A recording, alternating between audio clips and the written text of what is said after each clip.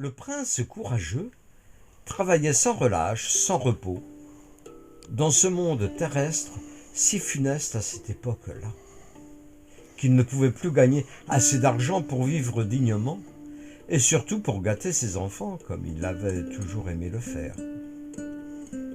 Car dans ce monde-là, on lui avait appris l'importance de l'argent avec lequel on pouvait tout acheter et se sentir puissant. On lui avait inculqué le goût du combat vers la réussite financière. C'était une valeur suprême dans son pays de l'Occident. L'argent, acheter, vendre, posséder, gagner, jouer, calculer du bénéfice. Pourtant, dans son enfance, il n'avait qu'un seul rêve, c'était chanter, jouer de la musique, inventer des histoires avec des arbres, des fleurs, des animaux, des rochers tout vibrants de couleurs et d'harmoniques. Comme le cancre de Prévert, il n'écoutait pas les sornettes de l'école, celles qui dressent les enfants à obéir, sans réfléchir, celles qui ment, au service des puissants. Vous savez, ceux qui nous soumettent en esclaves. Mais comme il fallait bien se soumettre aux lois de ce pays, il fit des compromis et fit de la musique un gagne-pain.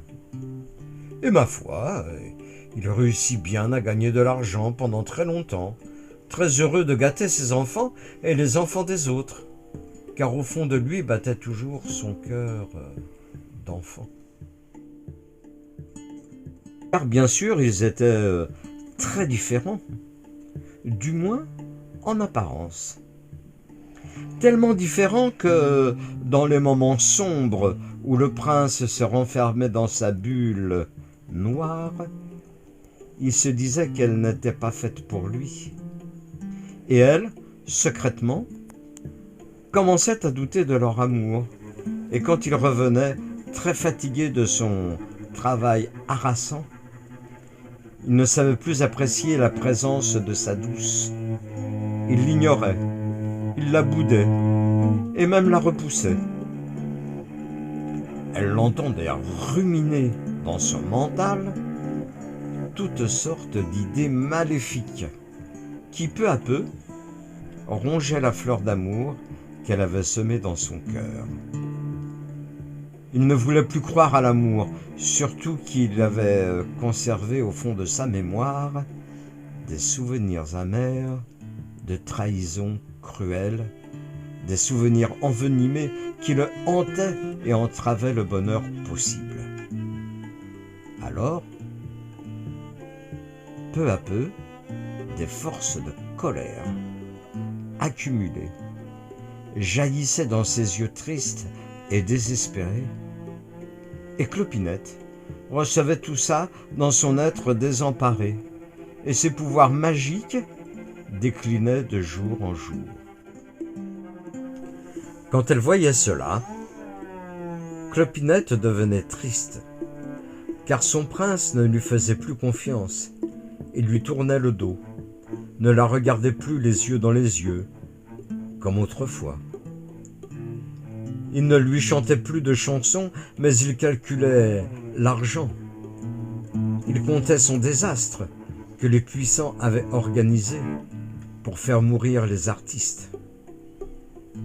En effet, pour ces gens-là, sans scrupules, sans amour, sans poésie, les artistes sont superflus et pourraient faire obstacle à leurs plans diaboliques, leur projet d'asservir toute l'humanité, de la détruire à petits coups de seringue, d'en fabriquer une autre à coups de robotique et de puces magnétiques.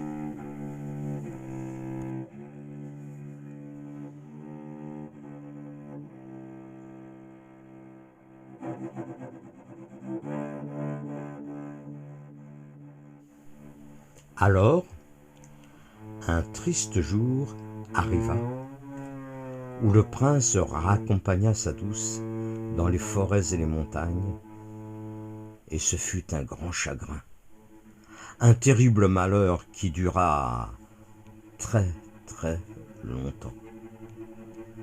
On ne sait plus combien de temps, tellement c'était longtemps.